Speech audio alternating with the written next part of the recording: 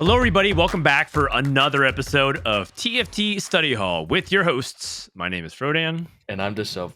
And we're back. It's the end of February. It's the week of the Golden Spatula. That is the regional finals where if you do well, you're going to the World Championship, aka the Tactician's Crown. And guess who's playing it and ready to win again? I'm guessing Dishsoap. How's your week going? It's going pretty good. I don't know. Just been preparing. Just been chilling. Just been learning, I guess. I don't know. It's been going well.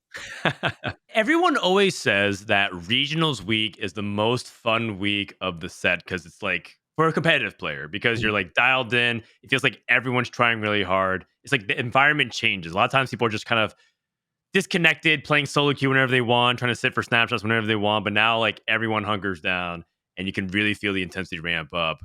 Is that true for you as well? I don't know. Like kind of. But the thing is, like in these scrims, it's just like I've like always had this like opinion / problem is that like I don't really think. I mean, this might be an ego thing, but like I don't really think a lot of people in scrims are like actually trying their hardest to win, and it like somewhat annoys me because it means like I don't know if what I'm doing actually like is actually a good thing to do, or if I'm just getting away with it because like, people might not people might not be sweating positioning, or like they'll like contest someone for fun, or like they'll limit test like some bad comp or something. I feel like a lot of that happens that like you wouldn't really even see on ladder because like people care about their LP, but like obviously the players you're going against are like far better than what you would see on ladder, so it's like you're still supposed to play scrims. It's just it's like kind of hard to accurately gauge strength of stuff because Sure. Yeah, there's a fair amount of nonsense happening. Okay, fair enough. By the time this releases, I think we're actually going to be in the middle of regionals, and that's intentional, by the way, because I want to make sure there's not leaking too much of his own tech, but he's going to share with what he's learned. So, actually, just give me like one or two things that you've picked up on the past couple of days from playing. Now that we're after the B patch, right? That big B patch, the A patch, I think we can say it was pretty terrible. State of affairs where there's like 2-3 people playing snipers minimum, even contesting Zeri reroll. But now they B patched it, nerfed that, they buffed Corky. So talk to me about like the past day or two of the B patch. For me, like the biggest swing is like the rise of AD flex, I guess you can say. You're supposed to like commit to your comp like pretty early. Like I wouldn't really advise like flexing on your roll down, for example, but I feel like the viability of making AD backline and melee items has gone up a lot because with like the Corky buff and like some other stuff going down, I think the viability of stuff like Enforcers is pretty high. The Emissary Corky is pretty good. Like even like Academy is pretty playable. And there's also stuff like Scrap, niche lines like Pit Fighter sometimes can do well, like for Form Swapper. And even like Twitch, if you make melee items, is like actually a fine pivot because like you don't actually need Rage Blade on the Twitch guy. So like the items end up being a lot more flex. Like for example, there's this game where I just slam full melee items on a Darius 2 for tempo on stage 2. Stage 3, I just pick up the red buff augment. And then my Twitch build ends up being like red buff, or it ends up being like red buff IE on like Draven. I get a Runons off Wolves, and then since I'm like playing around like 4 Conquer win streaking off the Darius, I have like money, and then I just do like a full word pivot, and then I find like whatever melee to pair Twitch, it can be like Mbessa or Vi, and then I just like turbo streak and win that game. Because if you're playing no Rage Blade Twitch, do you still need some kind of attack speed? Like you have red buff in this scenario. Can you play Twitch if you slam just like the IE Last Whisper Corky items? Oh, I don't know, but I would assume not. I mean, red buff's his best item, like regardless. So, especially in the late fights, like in the late fights, like Rage Blade doesn't even stack up anyways because the fights are so fast. Rage Blade usually a concession for early game and like stage 4, but if you're getting value out of early game from like other outputs, like AKA playing on like a melee opener or something, it's completely fine not to have a Rage Blade if you get the red buff. Interesting. But I don't know if you can load up with 0 attack speed. It doesn't sound very good. I've seen people do some pretty egregious stuff, and I think part of it was the previous patch. Snipers was just overtuned. I saw people load in with like IE Gunblade, uh, like something silly like that on Twitch, and it was still doing all right. Well, But now the nerf, I think I'm not sure if that you can get away with that as much. well, the thing is, like, if you're playing him in snipers, the thing I talked about, like, with the fights being fast, gets even more exacerbated because you're playing a board with even more damage, even less frontline. So it just makes like a like these 4 sniper fights are just over in 10 seconds. So like attack speed is good. It's just like rage blade is not really the place you want to get it. So like starting attack speed like Red Buff's pretty nice, and even something like cybernetic implants or whatever like that on I've like actually get some use there. Oh, okay. Okay. I like it. I like it. All right. Well, either way, that just segues us to just talk about the meta tier list. Let's go ahead and dive in and just do the whole thing for real. Okay, so no S tier.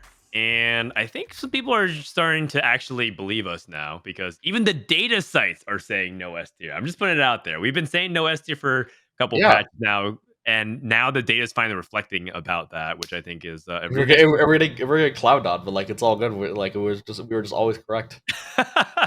yeah, because if you look at like Meta TT, for example, their top comps are also starting at A tier. So it'd be like that. I mean, so if there's nothing in S tier, but there is still a best comp in the game, or at least a comp that I think people feel like is still performing really well. What comp is that for you, Dishsoap? I think in terms of consistency, if you're uncontested, range nocturne is just the best comp. It runs into a lot of issues if you get contested. Like I've seen double range nocturne contest from Jace Portal go like double bot 4 like a few times. But if you're uncontested and you can like play around it accurately good and you like have actual real items for nocturne on stage 3, it's probably the most consistent line, with the caveat of being you need the artifact, which is the opposite of consistent. But it is a good comp.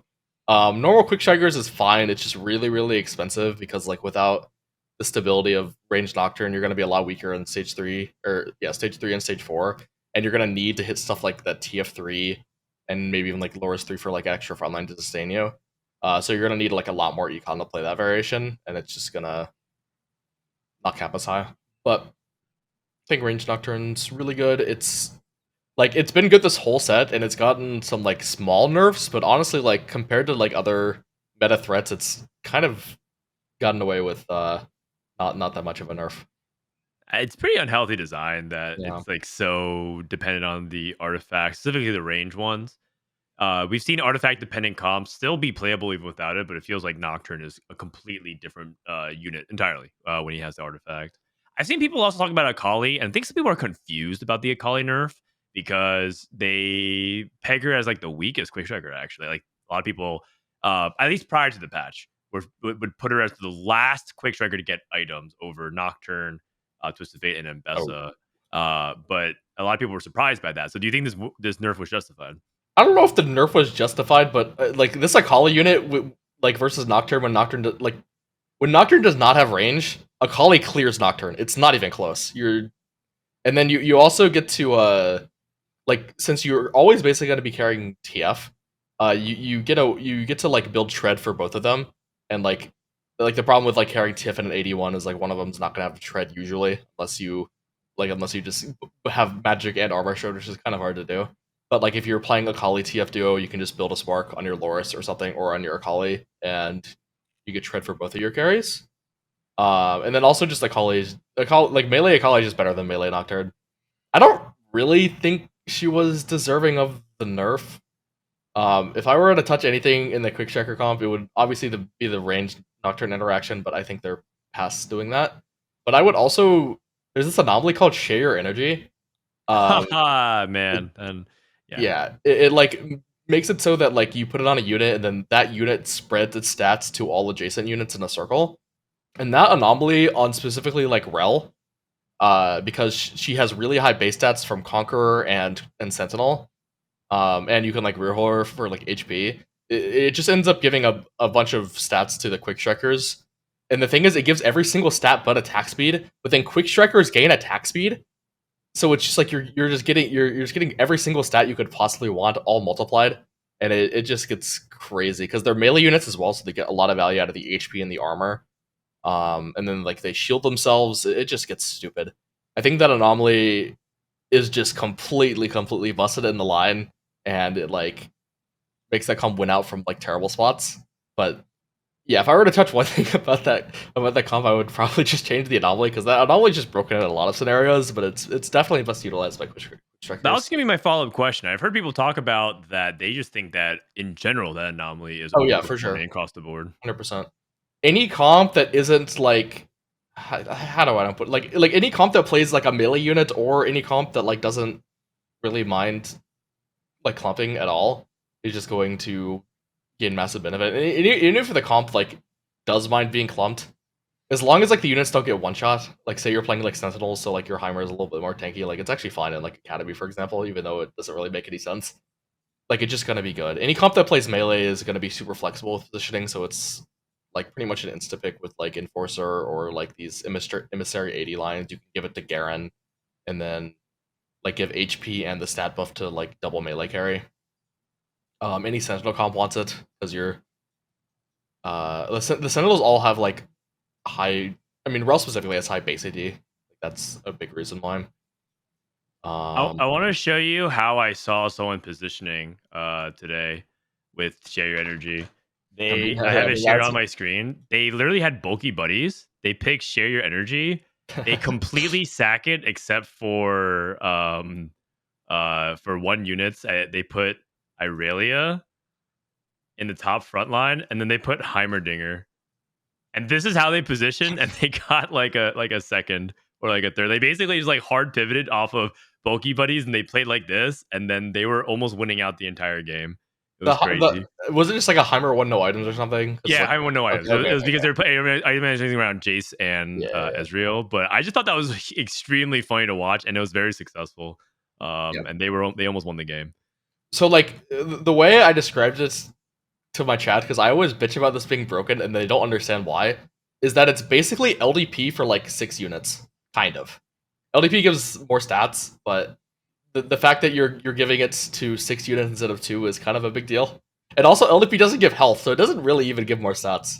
You're talking about long distance pals, Yeah, just long for distance anyone who doesn't fouls. know. Yeah. I don't know. I just think it's an extremely busted anomaly.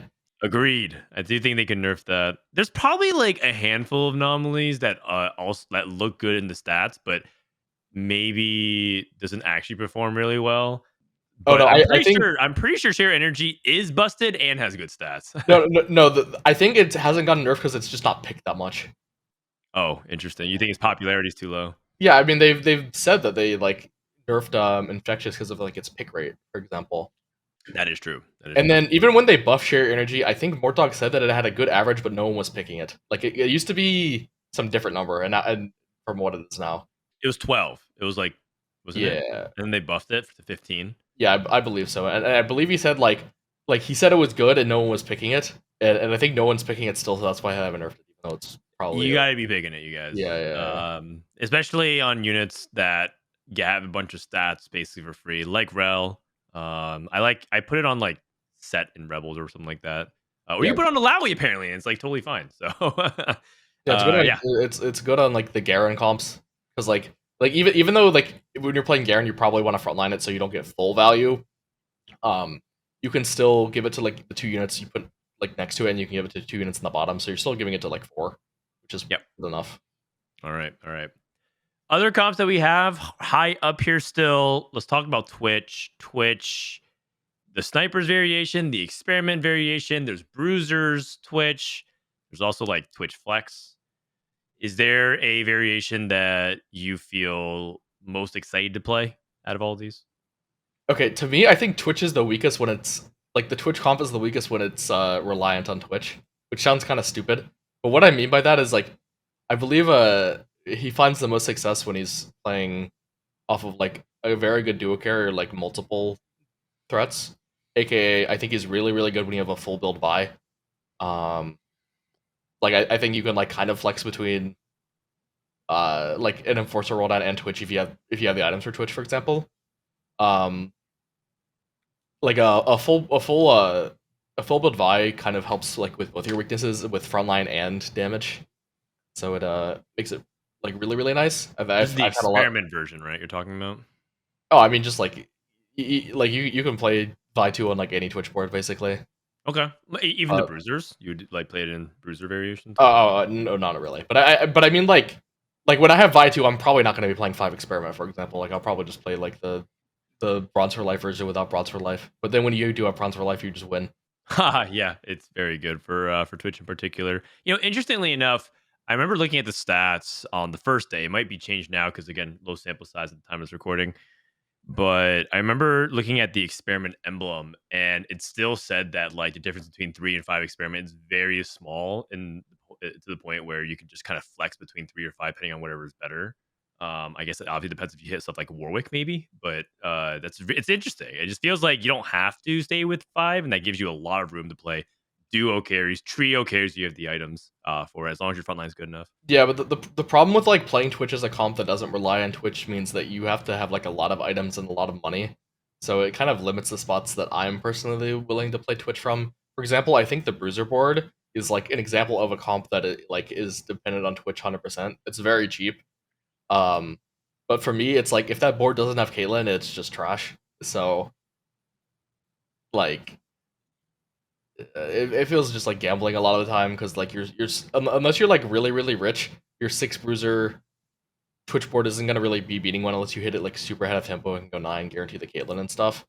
Um, but then at that point, like if you're like super rich anyways, like I'd rather just play Twitch where you play a bunch of legendary duo carries because like that's definitely possible. You can carry like Jace, Kate, Mord, um, like the 6 cost, all that stuff. By What do you think about like the snipers, wardens, or like snipers frontline variation that was popping up before the B patch? It's obviously worse now, I but some think people still just play like 4 sniper plus frontline, or if they get a sniper M, they go for 6 snipers. I think it's good. I think it's something you would do. I think you can flex that on your rolldown with Twitch. You can if you're hitting more Garens than Mundos, you just make a Garen too, and then like the board is super cheap and it's way better than the 5 experiment board. Like without any like extra setup. Um, so it's still good. You should still be open to it, but like the problem is Garen is like super contested now. The Garen is like getting a Garen 2 is probably going to be very rough right now. So that's like the main issue with it. You would think so. The stats on it doesn't show him being as contested as that, but I know exactly what you're describing. I mean, like on ladder, he maybe isn't, but like I like in scrims and regionals meta, I expect this to be like one of the most played units Okay. I mean, he is rising up in popularity, but because yeah. I doubt that many people are playing like Emissary Corki or Emissary Sork or like Ambushers. Ambushers play Garen a lot. Like I think all of those comps like probably get played more in tournament than ladder. Yep, that makes sense. That makes sense. Okay. We'll revisit a couple of these in a little bit, but I want to get some of your thoughts on the rest of A tier here. So we have enforcers, we have family, we have Zeri, ambushers. We have the comp they talked about, which is Corki emissaries. Emissaries are back with the Corki buff. It feels like a huge buff to Corki there. Yep.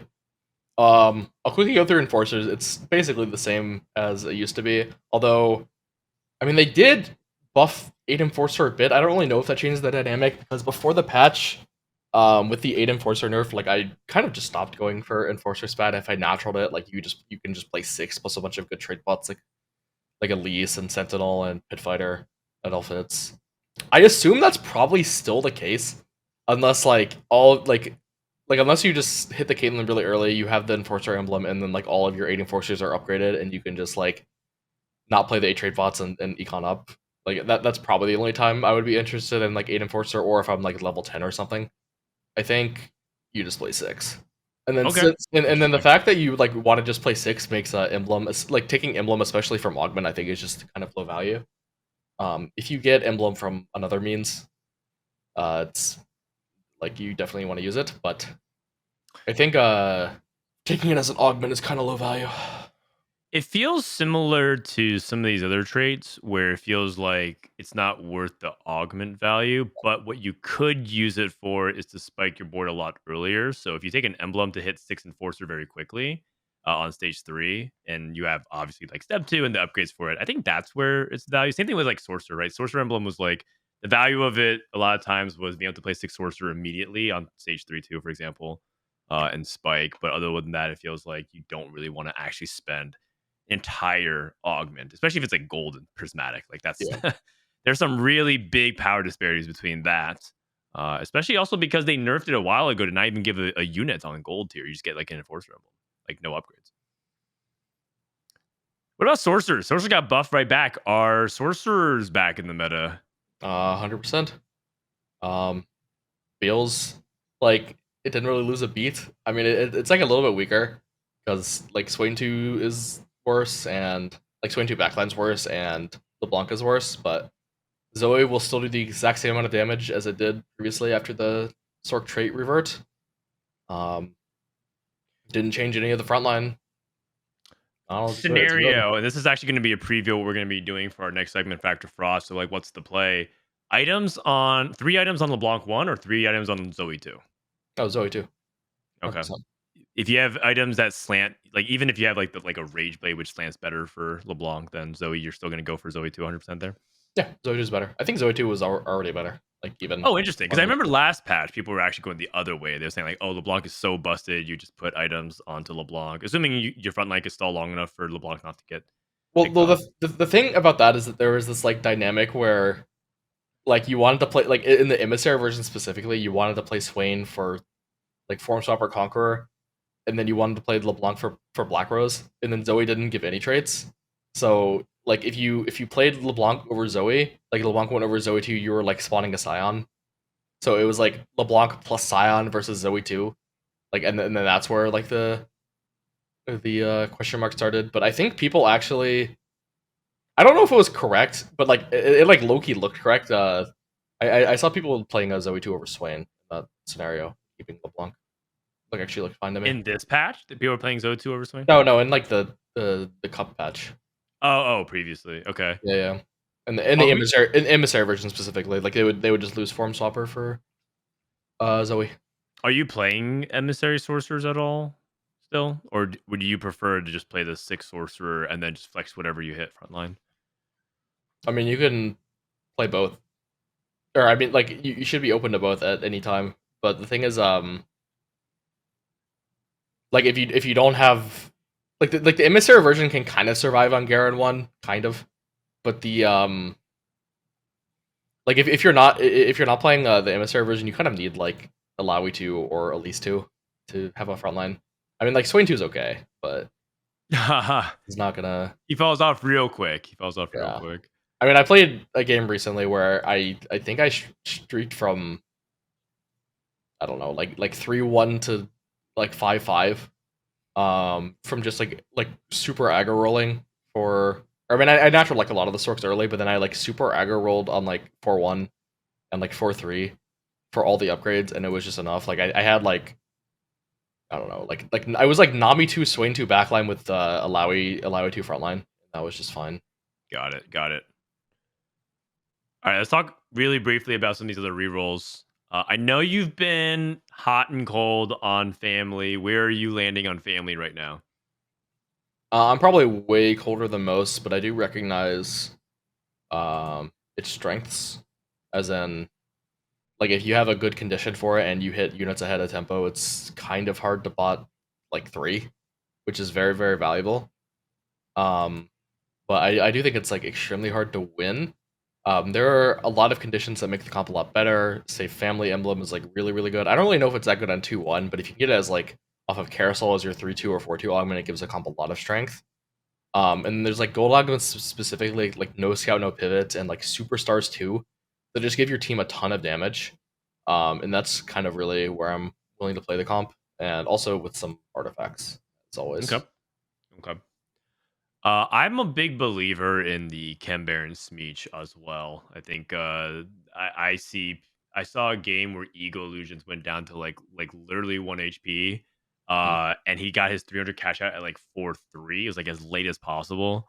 And then just like actually won out. So it's the potential of this Vivo comp is still really, really high. I think I actually think it's my preferred way of playing Smeech now. I feel like playing just straight up ambushers like sort of like honestly, if that makes sense. Just trying to play like a standard reroll feels too slow. I feel like 3 cost reroll is like it's just keeping. It's hard to keep up with the lobby. It just like the Yep. family. So let's say you're not win streaking on stage 2 because you're holding like a Smeech and a Camille and a Powder. And you're killing units, but you're not winning. And then stage 3 rolls around, you're running into like the quick strikers, you're running into the families, you're running into the people who are high roll like Ezreal too. Like, how do you actually deal with that? So then you're like starting the game at like 30 HP. If you're trying to play honestly, it feels like Kemba is like one of the only ways that could really like keep yourself to spike enough to actually be good beyond just the stage 4 spike.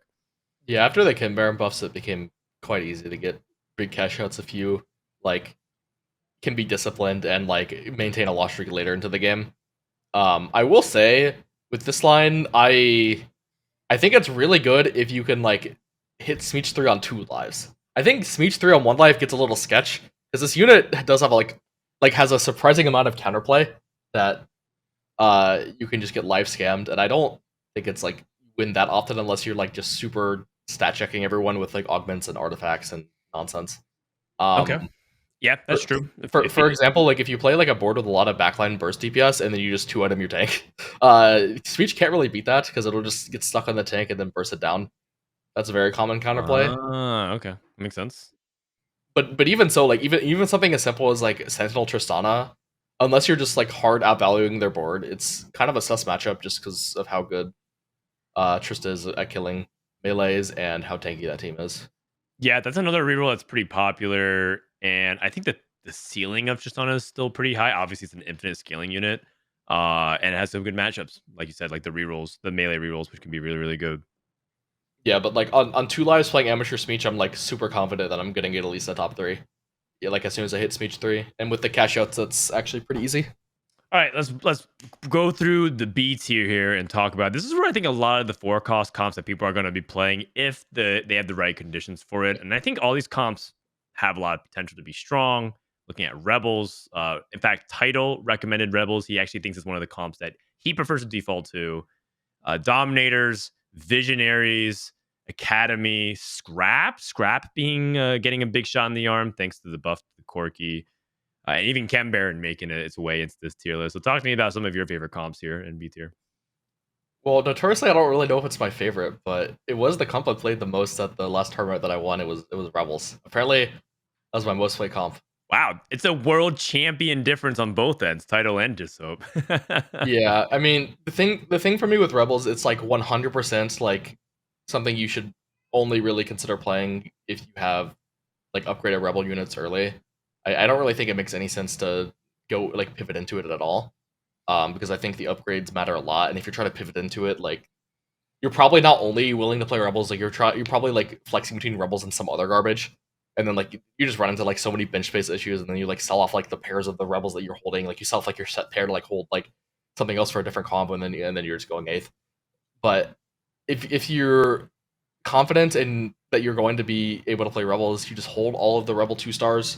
You get like you don't have to win streak, but as long as you're killing a lot of units and getting like a few 2 to 3 streaks in the mid game, you're gonna be in a pretty good spot if you hit a Jinx. Now, like the problem is you need to hit a Jinx, but I don't know. Like portals that give you a lot of econ makes it a lot easier if you can like somehow cheese out a 9 from good positioning or whatever in a few rounds. Then comp solid. Yeah. Follow up question to that. A lot of people take a 4-2 augment like Unlikely Duo and Sisters in Rebels just to get the Jinx. And then they don't play the second unit because they feel like they don't have slots for it. So if they're playing Unlikely Duo, they're like, okay, I'll just keep Savika on my bench. But this what gave me 7 Rebels for Jinx. I know you don't like sacking those kinds of augment values. I wonder where you lay on that issue. Are you like keep the Savika on the bench or just play it because that's what your augment is and you don't want to sack that value? Well, I mean, Savika's good. I don't understand dropping Savika. I don't know about Sisters because I think that effect is like kind of terrible. You have to get the takedown. That's kind of hard. But I think this like the Unlikely Duo effect is kind of good. And then the Savika can farm you like 3 gold and help you go 9. That's true. She can if you're a high roller. I mean, it happens pretty often. Like I actually think the Savika unit, like I've been playing it a lot as just like a random value unit in a lot of boards, and I've been very impressed. I After the mana buff, my opinion, like I think this Sphika unit's really, really good. Stats back it up. She's the best performing 5 cost. Not on the quiz today. So That's kind of surprising, but I mean, I don't know. She's been doing very well for me. So maybe it's not that surprising. But I don't think you're supposed to drop Unlikely Duo. I don't know about Sisters because the Sisters effect is like terrible, but I don't know. well, part of why the stats are is just because family does really well. So it's like Oh if you yeah, make it to Savika, that usually means you're high roll family. But the stats on it, raw AVP, she looks like the best performing 5 cost by a pretty significant margin behind Caitlyn and then Malzahar's third. So just interesting food for thought. What about Dominators, man? People want to know if Dominators are for real, whether Dominators to play around Silco or to reroll Cassio. I can't tell you how many times I have a single Cassio and I have a single tier, and everyone was like, it's time for Cassio reroll, man. Talk to me about Cassio reroll. Is it legit? like kind of. But the thing is, it has like the problem that all the 3-cost reroll has. Like it has that problem of it just being so expensive, and the tempos don't match up because you can go level 8 and roll for 4 costs at the same time you're supposed to be like rolling for 3 stars on your 3 cost. So you either need like an absurd HP lead to like bleed out all of stage 4 in order to like read econ intervals and hit slowly, or you need some kind of augment or gold setup that lets you like turbo your 3-star. And like that's just been the problem with 3-cost reroll like since they made going level 8 so cheap, but it's still a problem with this comp. Yeah, I don't know. Yeah. Castle is a pretty good like it's like fine to like duo carrier with Silco, but then like you're just gonna fall off late game. The problem with the problem with this Dominator comp is like I mean 3-star Castle, 3-star Blitz is actually good. Like it is. The problem is just the money. But then like if you like recognize that you're in a spot with like playing on the Dominators and you recognize that you don't have the money because that's just something you should do, and you'd be like, oh yeah, I'm just gonna fast date for Silco. The problem with that is that these fights are just so fast that Silco does not have time to ramp at all. So like this Dominator Silco board just becomes a Mord check. If you don't have the Mordekaiser with items, like you're just gonna lose fights. But I mean the board is pretty good with Mord and items. It's just like this the Silco with good frontline is not gonna cut it. Yeah, the pace of combat either tends to be like super fast and burst oriented, or it tends to be like stalled literally infinite. Like it's just like you just don't get the ability to actually burst through some of their front lines because they're just so difficult. So I will say I played a low game of Silco. I did go 6th, but like it was a good 6th because like I thought I was going 8th, and I took a Mage Armor Mundo. It like he actually felt like a unit. It was only 4 Dom. I imagine okay. it was Okay. I imagine if it was actually 6 Dom, he would have like felt like Jesus or something. But like this guy was going semi-infinite with like I think it was like Mog Steadfast Declaw or something with That's fun. with Mage Armor. So Interesting. I don't know. I'll keep that in mind whenever I get a spot to try something like that. But the problem is like they could just kill my backline because Right, and then Mundo can't finish the fight because that's yeah. just not what he does. Any other comps that we want to talk about here? There's a couple in C tier. You mentioned Pit Fighter Flex. Is that comp that they buff Pit Fighters and people have mainly used it to play around Violet and Family, but there's been other people experimenting around playing like maybe 6 Pit Fighter and just flexing around it. If you get Pit Fighter Emblem, maybe you play GP Vi Duo. They buff Savika. Is that actually a real thing? Yes, I mean if you can get to the board of 6 Pit 4 form with like Vi Jay's GP trio, like the board is actually pretty good. The problem is that's just not something you can do usually. It's just like and then that board requires a Pit Fighter Emblem as well. So it's like you need to hit like specific 5 costs, upgraded 4 costs, and emblems because you're not really stable on anything else. And the thing is like it just sucks to take a Pit Fighter spat in the first place because like the better default melee line of like Enforcer doesn't really need it, and like you could also just be playing like AD emissaries, which wouldn't need a Pit Fighter spat either. So Yeah, it feels like to me, Pit Fighters is I played it a handful because my chat was making me pick Pit Fighter emblems and training arc on my climb the EU Challenger, and so I have a lot of reps on this line, and it just made me. I kept wondering like if I'm just rolling for Vi 2 because even if you have GP 2, he doesn't carry past like middle stage 4.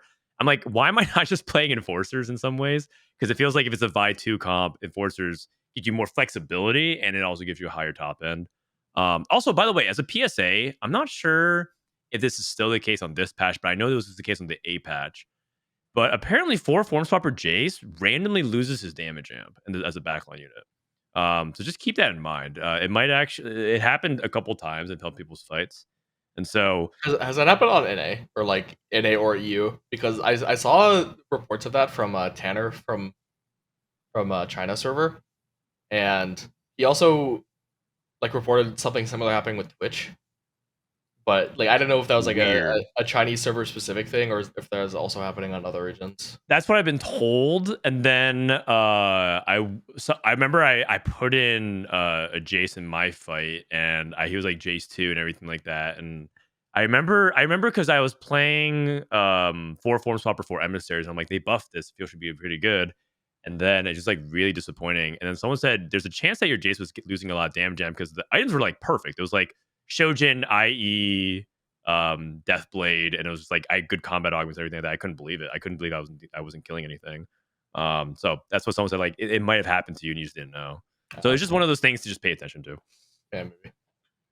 Either way, it was actually really funny because I saw one person try to play around it, but then he took his Jace and put it back in, but he had Conqueror, but he lost Conqueror. So he had played 5 Conqueror by doing that. So he lost the damage him and then he lost the Conqueror. So there are some shenanigans going on with some of the bug board stage. Just be very careful about that. Yeah, I mean that's just that's just the evergreen TFT bug that Oh, is probably in some like ingrained so deep in the game they don't know how to fix it. All right, let's talk about the situational tier. Some of the hero augments, they nerfed the Vander hero augment. That augment is just ridiculous when it got going. We talked about it last episode. Yep. Is there anything else in this tier that you think is noteworthy? Whether it's some of the other hero augments or maybe some of the conditional augments that you need to play for other comps? I mean I think BD has been pretty good for a while.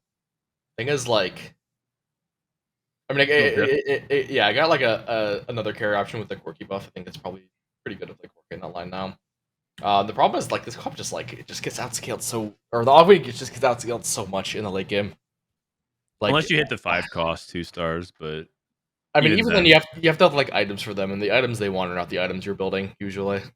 So I don't know. I think BD is like probably very like I'm probably gonna pick it most of the times I see it in the tournament. It's just like I'll be disappointed when I 100 streak to Wolves and go third or fourth, but that's just it might surprise you. In tournament, its win rate's pretty decent. But it's again, it's like 12 games, so it's like kind of hard to say. But it wins a small amount. It's not impossible. But at the same time, BD historically has been a top 4 oriented comp. I feel like that's just what the comp is because you're not able to cap with like high synergies. Unless you get like the super high roll stuff, you're going for like 3-star 4 cost. All right, that wraps up most of our meta discussion. Unless there's anything else you want to discuss. Oh, really? All right, let's go ahead and hop into fact or fraud. All right, fact or fraud. I'm going to throw out a statement. This is going to be a what's the play edition. I'm going to throw out some scenarios and ask Dishsoap, is this statement true? Is that the right play or is it fraudulent? So the first one we're going to start off with, and this one's kind of debated amongst high elo circles. When you have a Radiant item upgrade, a Masterwork upgrade, and you're playing Zeri, you should prioritize Radiant Hextech Gunblade over Radiant Rageblade in most situations. I think the stats like this. I actually had this spot in tournament. It was an upgrade. I got both of them off of like Radiant Relics, which was extremely high roll, but so you didn't have to choose. You got both. Yeah, I mean, I did have to choose. No, I did have to choose. It was like I click Radiant Relics and then the options. You had both options. Yeah. So, but I did pick Rageblade. I already had a Rageblade. I think the stats actually want you to take Gunblade there, but I still stand by my Rageblade take because it was 3-2, and I felt like the fights were going to be super fast, and I was just in a spot where I lost a bunch of HP on stage, or no, it was stage 3. And I was in a spot where I lost a bunch. I was like loose streaking stage 2. I was like 60 HP or something. And then I decided that like I didn't really want to lose any rounds on stage 3 and early stage 4. So I took the lower cap item in the Rageblade because Gunblade is definitely a higher cap. The healing is just insane on the Radiant version. It gives you more AD as well, and like if you have double Rageblade anyways, you get attack speed capped. But I do think the Radiant Rageblade is better just for the damage on like probably until like 4 or 5 or something. Okay. Probably until like Anomaly. Honestly, it's probably better until Anomaly. And for me, I think that was the most relevant part of the game. That it actually mattered for me to be strong, so I took the Rageblade. Okay. Okay. If it's like 4-2 or something, or if it's like 3-5 from the Powder Monkey upgrade, or if it's like 4-2 Radiant relic or Radiant item, you probably just go for Gunblade because like then it's already in the like game kind of. But I think if it's earlier on, and or if you like really need to be strong on stage 3, if you're low HP and your board isn't great, you just go for the Rageblade in my opinion.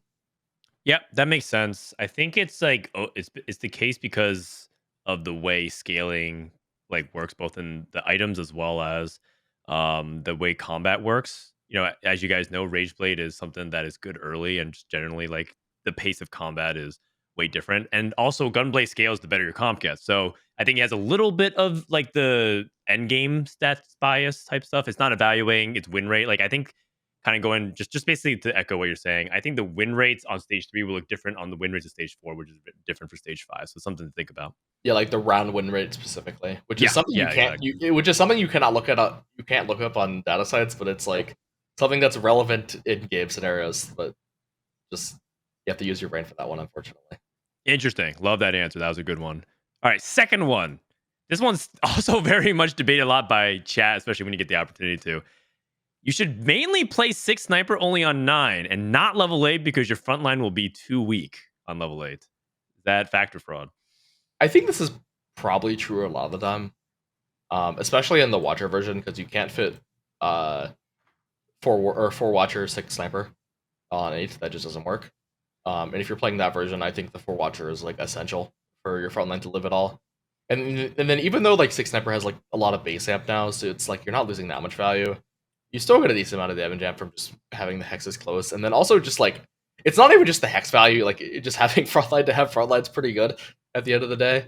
Um, so I think if you have emblem and you're in a spot where you're stable enough to go 9 with like the Watcher version, I think you should be playing for Watcher and then you just emblem like some random trash unit you find like a Mbessa 1 or not Mbessa because you're playing Garen, but like I don't know, like Vi 1 low key, like sniper Vi Yeah. 1, some like sniper LeBlanc, sniper Savika, just some random trash you find. This guy's a And then big Vice simp now. I like and it. then you just play 4.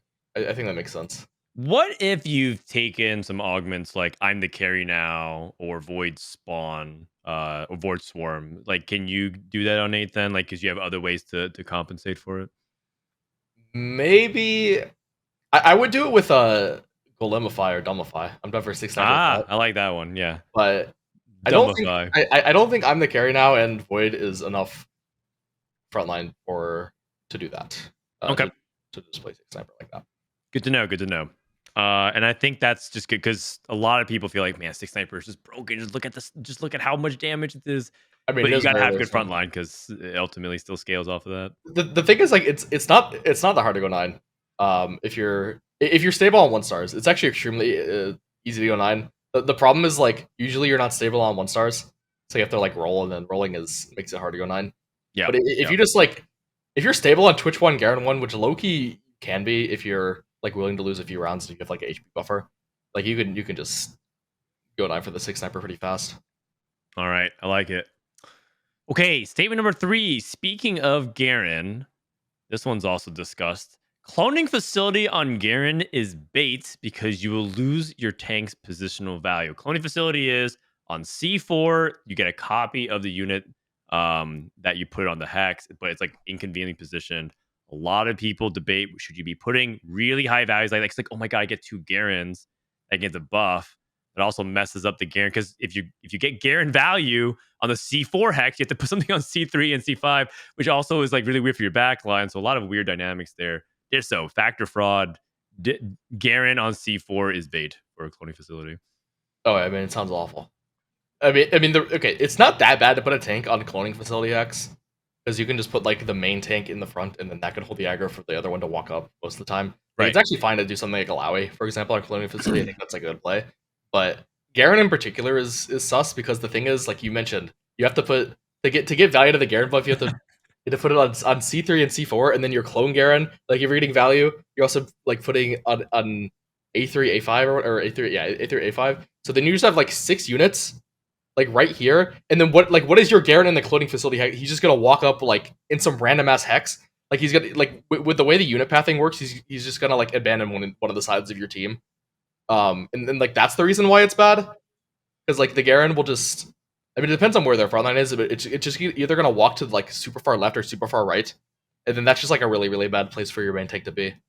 Yeah, Um, like I'm trying to position like what it even looks like, and it's just like yeah, weird, man. Because like this Garen just ends up walking like here and then separates from your carry. It's so weird. but Uh, like for example, pretend this Garen is like a different main tank, like a Lowy, where you're not trying to get right. adjacency buffs. You can just like move these other units to like the left and right, and then your Lowy can walk up, and then you actually have a front line. So it's just like a unique problem with like getting value out of the Garen buff that makes it bad. Yeah. I like this can make it like way more simpler if you're just playing Rebels, for example. Yep. Last statement. I like that you brought this up earlier in the podcast because I was going to ask about it later. You should never click bad luck protection if you already have an Infinity Edge slam. Bad luck protection is you get a glove, and now all your crit is converted into AD, and you can no longer critically strike. So you lose that. Now, I've heard some people push back upon that and say, like, well, sometimes you just take it because it's still good for your comp, even if you have IE slammed.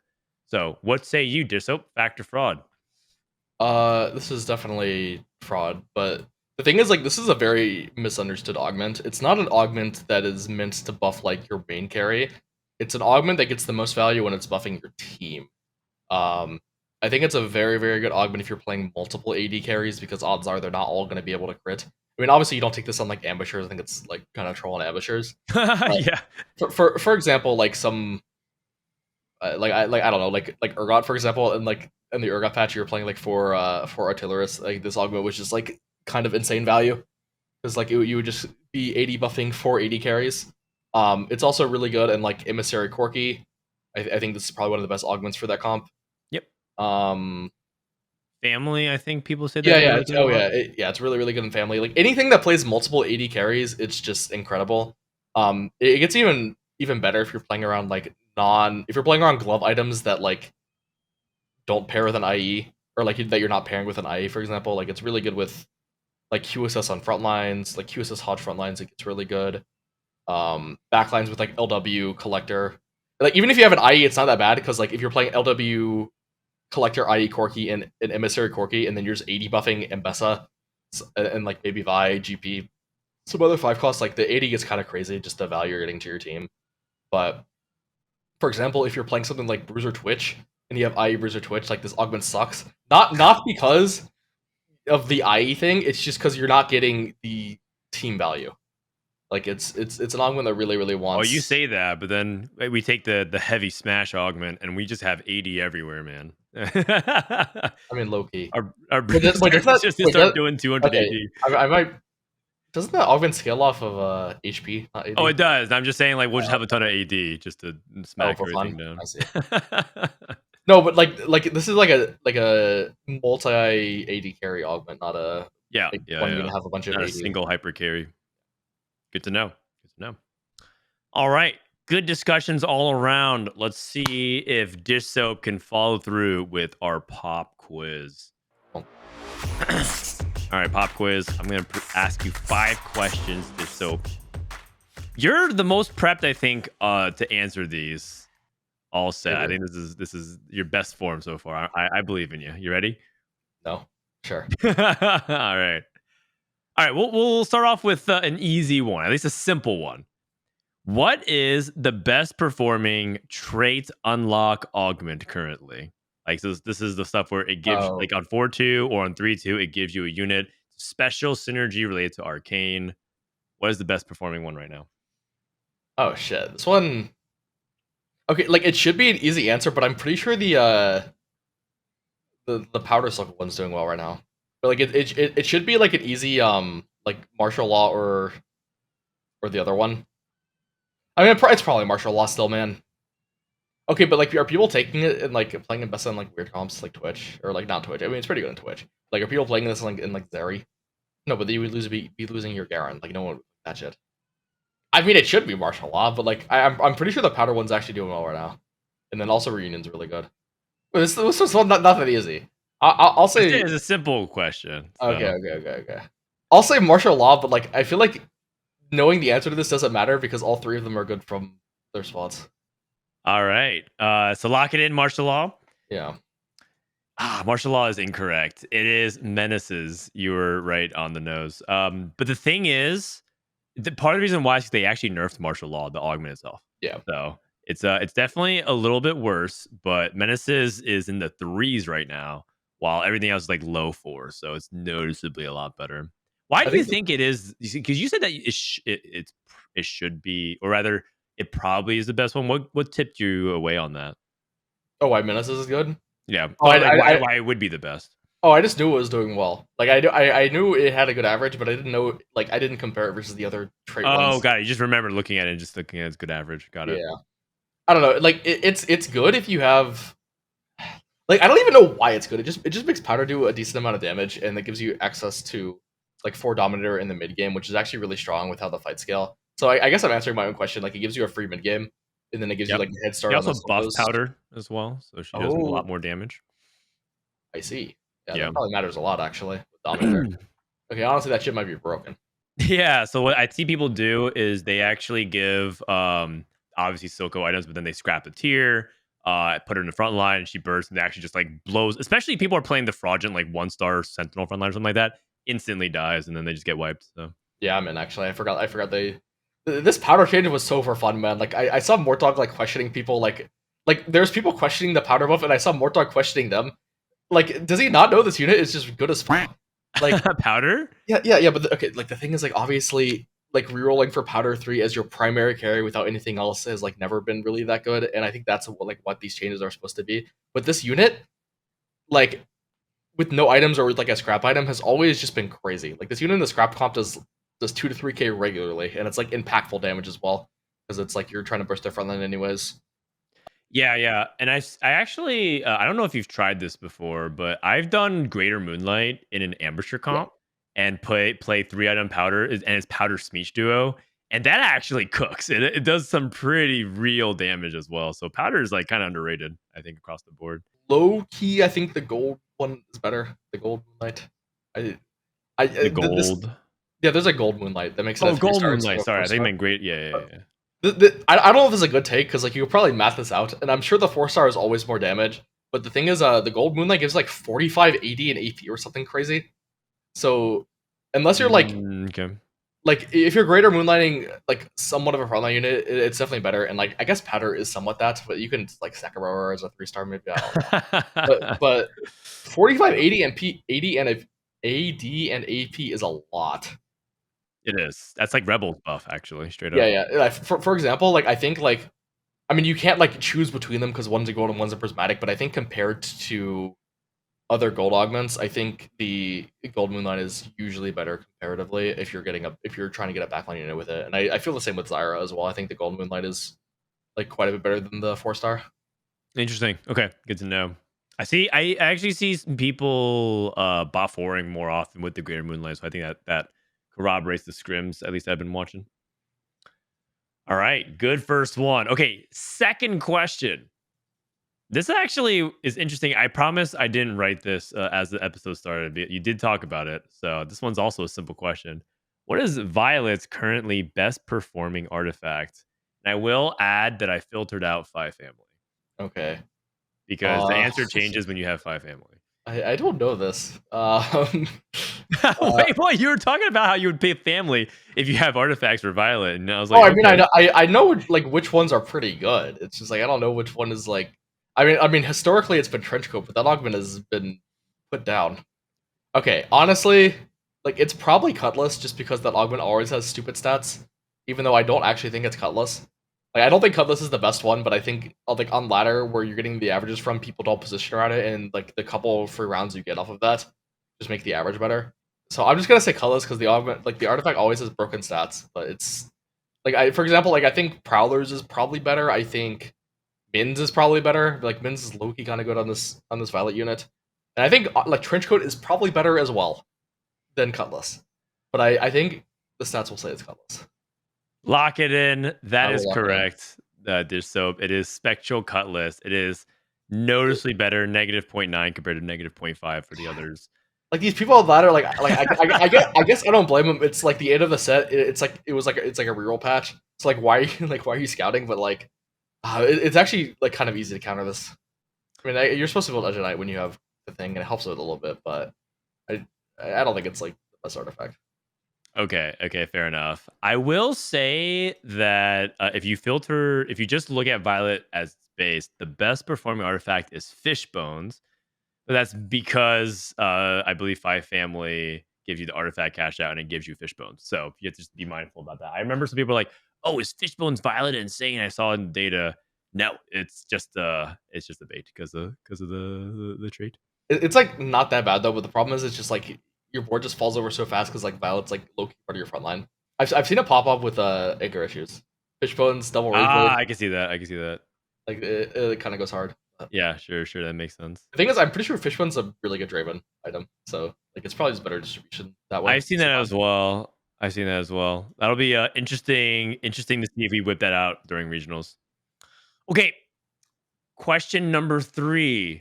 They know Warwick is known as a unit that can hold pretty much any emblem, very versatile. But what is the best performing emblem on Warwick? Probably Automata, because if you're Automata Warwick, it means you made late game with Automata emblem, so it means you have 6. I'll look at the other emblems real quick, but I'm pretty sure it's just someone with some bullshit skill, or it might be Conqueror. Because if you make late game with Conqueror, you're high key chilling as well. Ah, shit. Like it's is it like family because of the Easter egg? If you make it late game with family, you're chilling as well. Ah, shit. Damn, if you make it to late game with a lot of this trash, you're just hard chilling. Okay, I mean not with all of it. Okay, I'm going to assume it's either family, Conqueror, or Automata. Okay, whatever. Like, is this beat patch stats? There probably isn't any beat patch stats, right? I did take it off of the B patch stats. Okay. But it's the same across every patch. Just putting it out there. Okay, because it's either Automata or family. Probably. I'll just say family for the Easter egg. But I'm actually pretty confident it's Automata, like low key. But I'll just say family. All right. The answer is Conqueror. Family. Oh, we got it. No, you got it. Conqueror's actually pretty bad, believe it or not. It's actually like pos delta by like a lot. It's actually one of his like few bad ones. That is very surprising. That is surprising. But the other ones that were really good were Sniper. Sniper's like fantastic on Warwick, and then Pitfighter / Bruiser. The Bruiser makes sense because I think a lot of people replace Mundo with Warwick, and then they just play a Bruiser Twitch. They kind of get some good mileage there. And then Pitfighter is like the same thing. I think it's like family, but they just get Pitfighter emblems. I mean, the thing is, those emblems actually make sense on that unit. I was just guessing the ones that like. Oh, you're just guessing like the win cons, like yeah. 10 like Rebel Warwick or something. Yes. Yeah. I was just guessing like the niche outs. Got it. You were out. You almost outthought yourself, but you got it right. Okay, this one is. This should be easier. And we ended up kind of covering it a little bit previously, but I want to kind of give you a down the middle fastball. What is Cassiopeia's craftable bis? Like Cassiopeia 3 and you're playing Dominators. What is craftable bis? So no like radiant items, no artifacts, no whatever. Is it actually double mana? Like the stats usually love double mana, but like in game it never feels that good. I think it's blue Nashers. I do think the attack speed matters a lot on this unit. But is it like blue Nasher Shojin? I think it's blue Nasher Shojin if you have like 6 Dom for sure. Yeah, whatever. Let's just say blue Nasher Shojin. All right, blue Nasher Shojin is correct. Damn. All right, not bad. That's one of the things that I think catch people off guard because they think, okay, like maybe you want some kind of amp or you want something like crits. But the mana is just really driving, I think, Cassiopeia, and you'll be surprised to see the big performance gap between having that mana versus like a JG or something.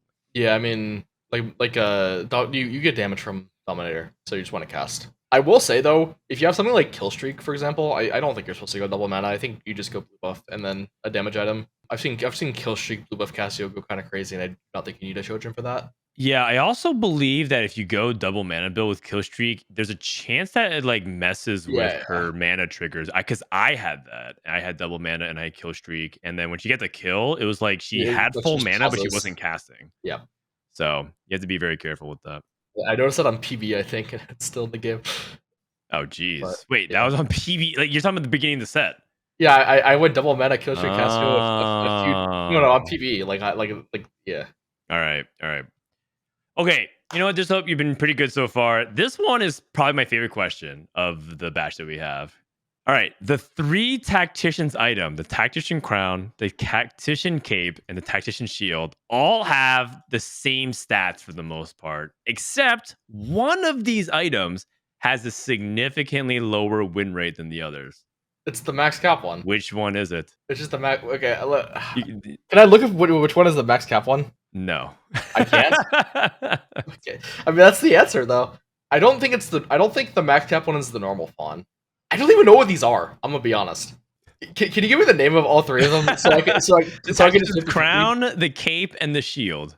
shield? Okay, I mean I feel like I've never like you rarely ever. I mean, okay, I don't look at the names of these, but like cape. They all look the same as well. I mean tactician shield just sounds wrong, so I'll just say shield. But it's whatever the max cap one is.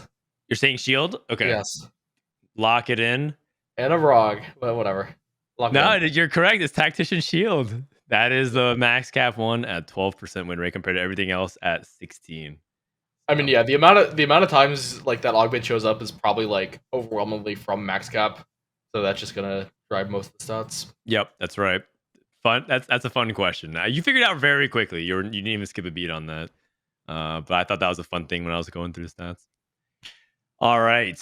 After a great pop quiz, let's go ahead and talk about today's main topic. And it's one that we've sort of talked about in the past. Also, something that Dishsoap has done his YouTube video on, but it's how to play from behind. And I think a lot of people right now in this meta in particular are struggling when they get off on the wrong foot and they don't feel like they could commit to a reroll and they're just behind. So they kind of want to figure out what to do from there. So let's start off this by talking about how to actually play to your outs from loss streak. So let's say in your stage 2, you were not able to successfully get like a 5 loss streak, and you were sort of forced to because you had no momentum, and the lobby tempo is kind of picking up some rerolls. What are you thinking about when you're approaching stage 3 Dishsoap, and how to start turning around this low roll scenario where it doesn't feel like you're like anything's coming up? So like this question is like kind of hard to answer because like if your streak is bad and like you're contested and you don't have like an econ augment and you don't really have any clear direction, like there's no like silver bullet that's just gonna save you out of that bad of a spot. So like the first answer to this question is that like you're just supposed to play in a way that doesn't get you in the spot in the first place, which sounds like kind of impossible, and it like kind of is. Like sometimes you're actually just that screwed, but like if you play the game from 2-1 with perfect foresight, there's like usually some econ augment or like some line you could have taken that like would have prevented this somewhat. Like I think the amount of times you actually get turbo screwed in this is probably like less than 1%. Even though it might like happen to you more than 1% of the time. Like the first way to stop this from happening is just to prevent it, which is just like usually just being better at the game or like recognizing that like hey, if you don't really have that many upgrades, probably Crow Econ Augment's a lot higher on 2-1 because like that's what gets you out because of the scaling interest will make it so that your streak matters a lot less. The second way is to commit to a win out comp. Thing is, like this used to be a lot more of a thing in previous sets without augments, like and just worse balance because it used to be comps where if you just hit them, you just win. Right now, that's just not really the case. The game is a lot better balanced, and usually the win out stuff is based around like artifacts and augment setups and stuff that you can't really fully be in control of. However, if you like on 3-2 or like 3-1, or say you get like an emblem or something, if you can like recognize like a good spot for some other kind of comp, if you play in a way that maximizes your chance of hitting that comp through like a 3-2 econ augment or sacking down to 1 life to hit that, like maybe like trying to foot like Kim Baron and play like towards Smeet or something. I think that's like something you could do this set, for example. Like that could be it out. And then the third way to play it is just to accept that you're getting a bot for and then not play win out, but play like mitigation, meaning like you'll just roll really, really aggressively on I mean, not you can't really do it on level 6 or level 7 just because of how the set works, but or how econ works. But like rolling really aggressively on stage 4 for some kind of 4 cost comp that's not going to win out, but it's like relatively cheap to hit. You can win some rounds stage 4, maybe get a 6 or a 7, some uncontested line, for example. That's usually what you can do. I kind of prefer to approach this problem from like a method of prevention because it's just like not really good to get in the spot anyways. But sometimes you just end up in the spot through like misplays, and you either have to play it from you have to play like greedy and like try to get some kind of win out condition, or you just play prevention. I think that that's a good summary of it. Two different types of approaches. Either you have to hyper greed to compensate, and you have to be willing to pounce on your outs on 3-2 and 4-2. Like whether it's an artifact out, whether it's like, oh, it's trade tracker, I have to like all in on this and just go scrap. Understanding the outs. So this is where it's important for you to study and research like what are the outs to play to. And the outs isn't a comp to play. The outs are what is a good combination that's really powerful. I think that's where people misunderstand. What's the comp to play from loose streak? That's not necessarily what you should be thinking about. What's the combination, the winning combination? And the combination is alignment of your items, your augments, and your composition, usually. And then maybe the anomaly, but that's different for each set. The other is to be really aggressive to try to play for what Dishsoap says a good 6, which is you have to just sometimes understand that you're not going to top 4. And a meme on my stream is that I call everything a good placement. That's because I had to talk myself up. Like sometimes it's just a good 7th, man. Like I was going 8th, and so I saved 15 LP. That's 15 LP earned. Like sometimes you just get those placements. Being aggressive. Let's say, for example, you're playing sorcerers. You just roll on 7, and yeah, like you're probably not gonna hit Garen 2, but at least you can hit Swain 2 and Vlad 2, and like win a couple of fights against people who are either greeting or they low roll. And those couple of fights could be like that 15 HP swing between like a 5th and a 7th, and you never know. So it's usually one or the other. Recognize what position you're best suited for. If you have a little bit more econ, it's probably a little bit. If you have a little bit more econ, you probably can get to 8 and probably play for that. But if you're like lower econ, you might have to like roll a little bit more aggressively and stabilize and win those fights. So all kind of depends. One thing I will say though is that some people low roll and they go to 8 with like 15 gold. It's like you're just not hitting anything, man. You went to 8 to play like a 1-star 4 cost that's just not going to spike your board. I will say there are some augments that kind of embody these philosophies, I guess, of being aggressive versus like taking risks. For example, like there's a lot of augments that don't like average well, but if you hit like the best out, like if it's just like a random augment, for example, like there's like the roll, like the gold augment gives like rolls. Sometimes those outcomes can be really good if you hit like the right components or like the right units from the bag of champions you get. There's Call to Chaos, which is like something that's really really good to take from a low roll spot, because usually a lot of times it just gives you a bunch of money, and then that money could like help you hit a 7th, or you can hit some crazy combat setup.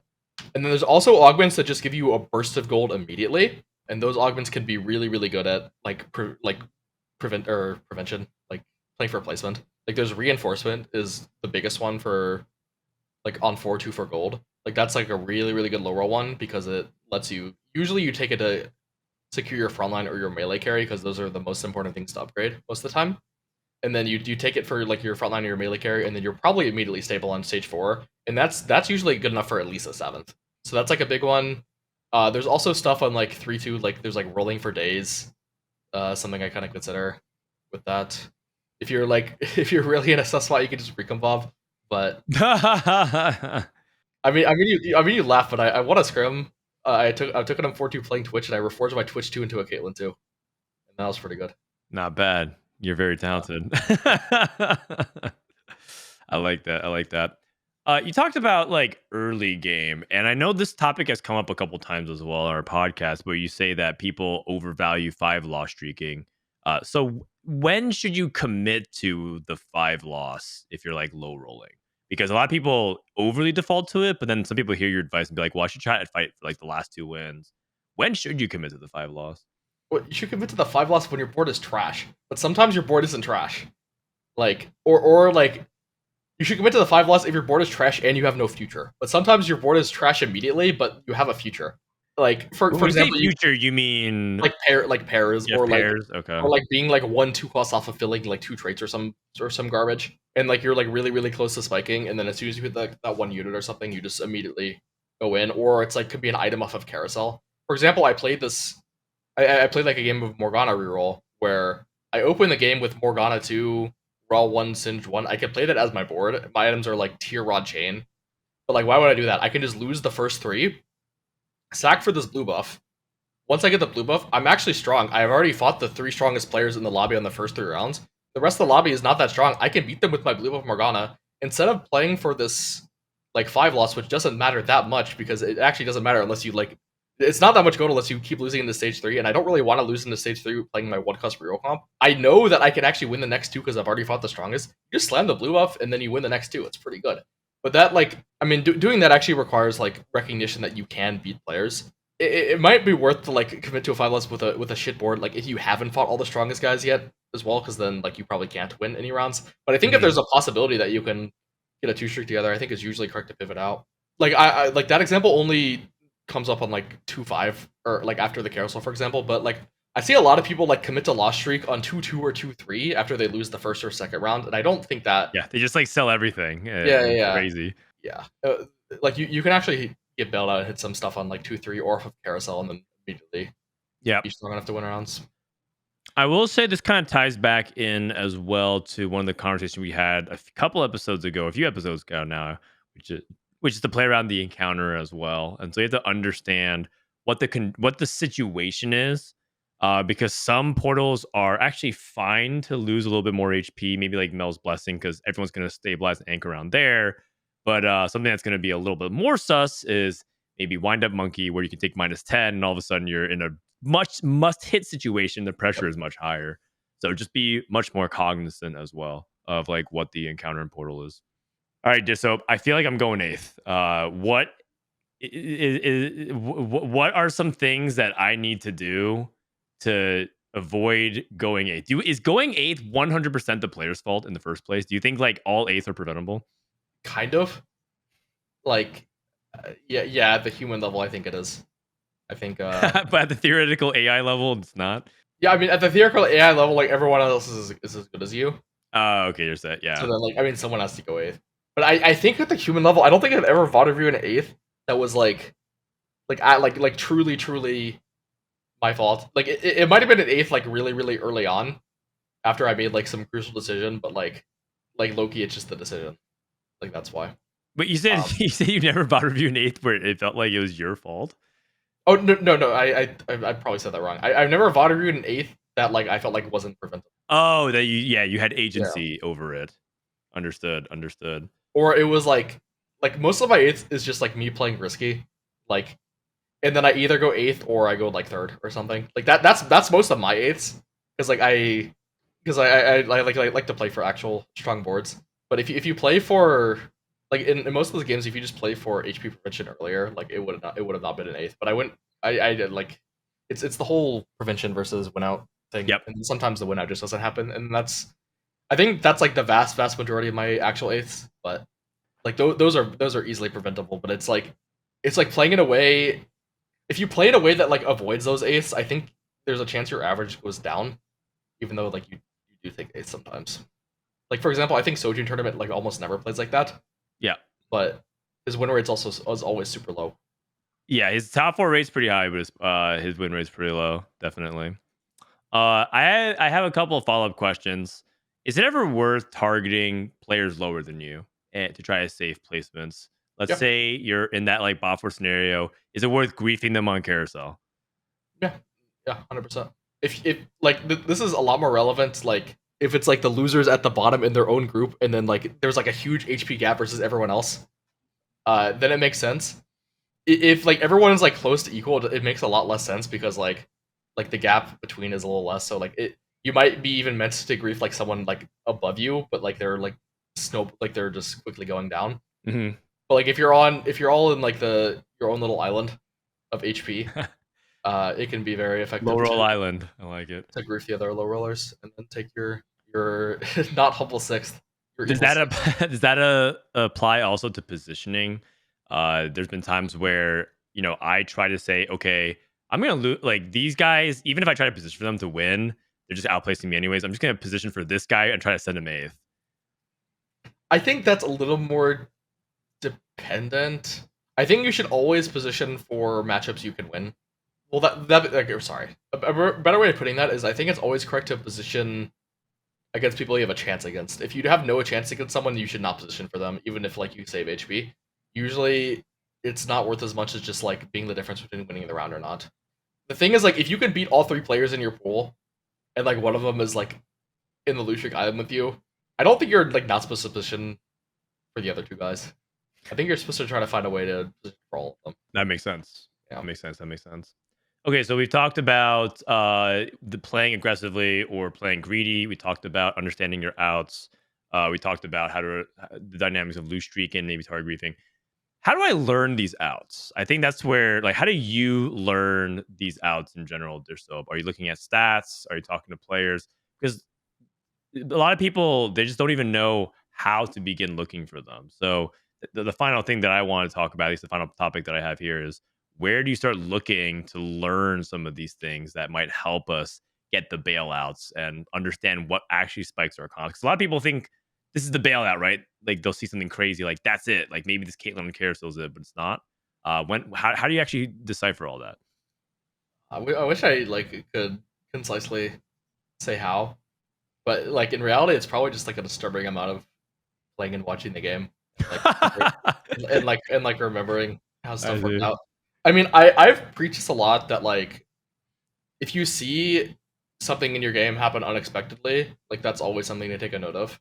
AKA, like you see a player placing higher than you think they should, and then you should investigate why. Was it like their board actually being better than you thought? Like, are you evaluating some kind of unit or augment or something, or anomaly? And you should also like look if someone like goes eighth and or like someone takes like a way worse placement than you think they should have, and then you just like look for the why. I think that's like a lot of how I learn, but I don't know if that because the thing is like you have to like in order for that to be effective, you kind of have to understand like how the game works, and that's kind of hard. Yeah, that's assuming you have sort of the the infrastructure of how TFT is related to like tempo and items and augments already established. Otherwise, you're just kind of like throwing darts of like, maybe it's because of this, maybe because of that. Yeah, I don't know. I would just say like I would try to pay attention to see what like top two is in your games.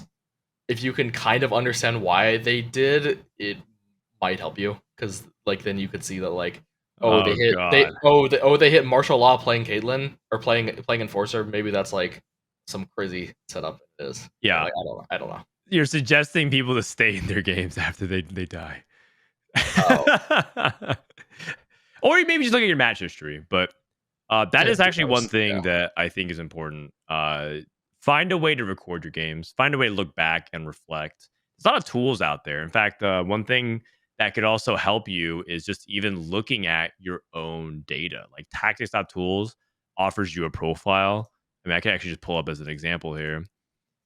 But if you go to like tactics.tools, go to players in the leaderboards. We'll type in my EU account.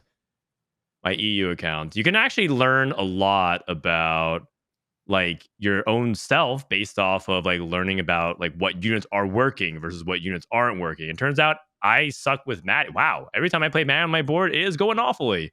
But every time I'm playing like sorcerers, it was going great. So this is like something that you can kind of understand yourself, and by putting yourself, this is sort of the thing that I was talking about with Disso, which is you can actually find ways to even prepare yourself before the game is prevention, right? Understanding what situations you're getting yourself into by low rolling. And there's a lot of different ways you can do it by investigating into these profiles and looking at these lobbies. So definitely record your games, look at your profile. And if you're ever lost, you can ask somebody else, whether maybe another player or maybe someone in our TFT Academy Discord. There's a lot of people willing to help out there. All right. So with that, is there anything else you want to talk about this topic? Because I feel like you did a whole video on it. So I want to defer to you if there's anything else. Oh, I will say there was like a really interesting.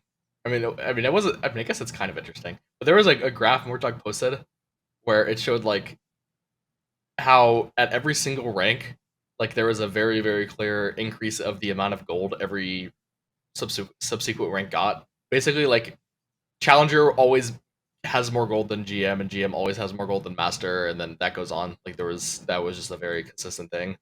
I So got it right here. Let me pull it up for you real quick. basically, if you were to learn one thing, one skill, it's econ management. total gold earned over game time. And it just shows consistently that challenger players just make more gold than grandmasters players, make more gold than masters players, so on and so forth, at every interval of the game, basically. Because they don't show you the exact XY, so we don't know like when stage 2, 3, 4, 5 is, but you can basically infer that in general, better players make more money. And in a game like TFT, money just means a lot of times your options, and that translates to power. Yep. All right, it's a good tip. All right, so let's do a couple of questions and answers, Q&A, and then wrap it up. All right, so this is a question from Empress of Tomorrow. I've been playing a lot of Enforcer for the past couple of patches, and with the shift over to playing more melee carry as Vi's the primary, I noticed that guys recommend different items. So TFTAcademy, for example, says Giant Slayer, but I've been really favoring Edge of Night, and the stats look nearly identical in everything but play rate. So how do I understand what is BIS versus other items that perform at the same level and stats aren't helping me figure that out? If you have personally found a lot of success with Edge of Night, and you can understand why it's doing well for you, just make the item you personally have more success with. Like that is something I do very often. Like I'll just ignore stats and then I'll just be like, oh yeah, I like this item felt pretty good. I'll just do that. I think that's like pretty valuable. But most of the time, unless it's like a very noticeable difference, a lot of the times these items can be very like just dependent on what you have, and like if building this item means you can't build another item, like for example if building Giant Slayer means you can't go red buff for anti-heal, it's probably better to just go with like Edge of Night, for example. That's like the concept of item economy. And usually at the top level, unless like there's like a very very hard BIS on one unit, usually this comes up with like a blue buff on some low mana units, then it's usually just correct to build whatever makes more sense item economy wise, meaning like you can get the best quality of items throughout your team. If you personally had a lot of success with one item, like just go off of that. It's just going to be whatever makes the best slams holistically across your team. I do want to add one note, and this is something that maybe we should even discuss amongst ourselves. But Yep. there's a concept in TFT that we often throw out with itemization where we say plus number. And so Yeah. we would say that Vi is 2 items like Titans and Bloodthirster plus 1. And this plus 1 would imply that the third item is variable amongst all kinds of different things, depending on your augments, your setups, your anomaly. And that Giant Slayer is basically the plus 1. That Giant Slayer is the best performing item in the data if you just put those 2 items on the Vi. But it's also like I said, low play rate, and it could easily vary based off your anomaly. Like if you don't have a defensive anomaly at all, maybe you don't have an anomaly on Vi at all, then yeah, maybe you want something like Edge of Night a little bit more defensive for her. So that all makes sense. So maybe we should be doing that. I think that could be on us. Part of Yeah. it is that I'm always scared to put like a plus whatever, because if you put like because we have a feature on our website that could literally put +1 on it, but I think that just can ask more questions from people as opposed to giving the answer. That's something that maybe we could discuss. Even if we like did a +1 like with that, like a drop down menu showing like 5 different items, like they Dude, would that's just what's the ask best like, one. yeah, what's the best one, buddy? So it's hard to answer like what is BIS, and also as you get better at the game, you'll start to realize what it really means that BIS is just not actually true. It best in slot is something that is something you can aim for, but you rarely actually hit. And that's oftentimes what TFT is. You aim for the best possible scenario, but a lot of times you deviate from the path. And that's what makes the game kind of fun. That's also what makes the game frustrating, and that's also what makes the game very confusing. So aim for the best, but a lot of times you're not going to get there. So just slam what works for you, and also based off your item economy. We have to do this one, man, because we just get this question also all the time. Plasma asks, there's new Chinese tech floating around where you roll based off what you see in your shops, and it signals a quote card wave, which is when the unit you want is currently not present in other player shop. I ran the simulation for a 6-cost reroll and wasn't convinced it had a huge impact, but doesn't seem to have a strong negative effect either. The code was thrown around in 15 minutes though, so I'd love if someone did a deeper dive. Are card waves real? Dishsoap. Like technically yes, but it's the effect is not relevant enough to change your gameplay. Like technically, like it does make a difference if there's units at other people's shops, but you won't be able to tell based off your own shops. And like basically, there's nothing actionable you can do with that, like ever. Like, and you can never like truly determine what's in other people's shops. It's mostly just a meme. But I mean, it's just like I don't know. It is just a meme. It is. It's mainly a chat meme for the Yeah. most part. I think the reality is people just like to be instigating a lot. Like, "Oh, do it," right? Like they see golden egg in on your screen. They're like, "You should do that. You should pick it." If they see something really fun that's just like random, do it. It's just really fun. Like hard wave is just like another way for them to egg people on, pun intended, to try and get them to do some like, "Oh, just roll. You'll hit." The thing is, like, there is a real concept in this game about like when you should be like digging, but that's not really related to waves. It's related to like the expected amount of stuff you can hit versus the amount of gold you have. Like if it spikes you at all. Like a common play, like a lot of times you say above 50 gold for your reroll columns, but it can often be worth like to 40 or 30 gold even even when you're playing reroll, because like if you hit a couple one of the units, maybe you can dig even further to 3-star, and then it usually comes up on turns where like you spike a lot, say like your augment round or after carousel or something. Those are very common times to dig, even if you're like breaking econ and you're like not even if you're breaking econ, you're not like one off or something. Say you're like 2 or 3 off. If you hit like the first couple units in the shop, it could be worth to roll even further, because like you can actually hit, and then you should be doing that like on the spike turns, and then like being stronger is actually important. But that's not because it's a wave, it's because you should be rolling like anyways. That's just fundamentals for Yeah. TFT. That's just like if Yeah. people are, you know what I love about the wave theory meme, this soap, is that people finally are thinking about their spots and their shops. They're like, wait, I have this. Should I finally stop autopiloting and be like, oh, I roll only at 4-1, or I only roll like, until 33 gold or whatever for one cost. You can finally evaluate it case by case, and that's what unlocks. I'm like, the best thing about this meme is that it finally encourages you guys to think deeper about the game instead of just like, oh, I just roll here. I guess I miss. All right, I econ to 50 and I roll above 50 the entire time. Okay, I don't know if that's actually true. Because every single time I've watched a stream, it's like they say they're going for X wave, and then they end up just overrolling for fun. Okay, they're overdoing it. They're overdoing it, but at least it's happening is what I'm trying to say. Yeah, I guess. I've seen it more of an excuse of overrolling as anything else. To just It's like, send oh it. no, it's not overrolling. It was just the I was wave. just following the So, wave. Yeah. yeah. All right. All right. And this is the last one from Bjorn. He says, I'd be interested in hearing the differences between prismatic augments, which all have a similar vibe, like understanding the difference between like dual purpose, upward mobility, hedge fund, level up, shopping spree, and then the tempo augments like at what cost versus going long. Like how do you decipher which ones are the good ones versus the bad ones? Well, you're supposed to like they're all pretty good generic econ, but you should like look at it from like best case scenarios. I'm just gonna go through all of them, like all of the ones he mentioned, because I think that's probably the best way to do it. So dual purpose, the main weakness, like dual purpose is one where every time you level up, like every single turn, the first level up you get an extra 2 gold and a reroll. It's a lot of value throughout the game, but the problem is it like stops you from making interest really early. And the way interest works is like not making your first 10 or first 20 early is just going to mess up your econ throughout the game a lot. So this is something that like is really really good if you can like guarantee a win streak off of it, which is kind of hard in prismatic openers. So it's like a little risky to take if you don't have an econ opener, but it's pretty good if you're playing on like something like Scuttle Puddle or like Gold Subscription, or if it's just like a natural gold opener, because then you can get the one gold or you can get the level up roll while making your first 10. It's really really good. Upward mobility. And also, dual purpose is like you want to play a line that like wants upgraded mid game, and like you want to play a line that like cares about what units they upgrade in the mid game. It's very good for like verticals, for example, like rebels or like enforcers or something, because they want all of their units throughout the comps to be upgraded. But it wouldn't be like nearly as good for something like scrap, because they don't really care if that stuff is upgraded.